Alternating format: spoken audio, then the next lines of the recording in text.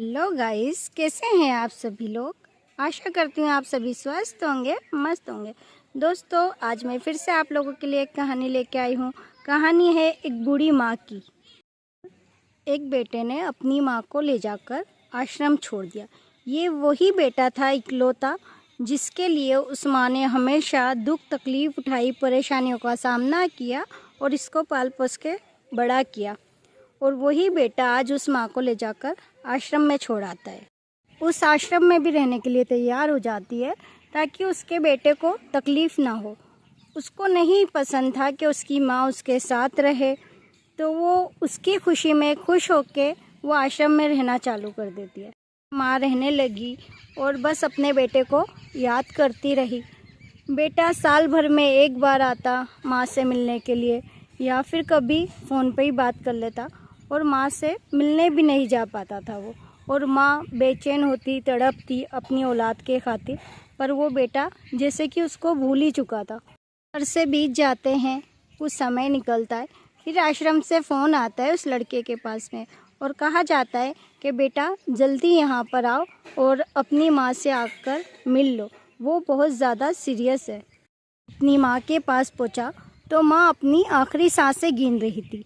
बेटा अपनी माँ से कहता है, माँ तेरी क्या ख्वाहिश है, आखिरी इच्छा तेरी क्या है जो मैं पूरी कर सकूं। कहती है, बेटा इस आश्रम में गर्मी और मच्छर बहुत हैं, तो यहाँ पर कुछ पंखे लगवा देना। और यहाँ पर जो बाहर का खाना आता है तो वो ख़राब हो जाता है, इसलिए यहाँ पर एक दो फ्रिज मंगवा के रख देना। फ्रिज ना होने के कारण यहाँ पर खाना सड़ जाता है, तो कई बार हम बूढ़ों को यहाँ पर भूखे सोना पड़ता है। तो बेटा तू इतना ज़रूर करना कि यहाँ कुछ पंखे और फ्रिज का इंतज़ाम कर देना।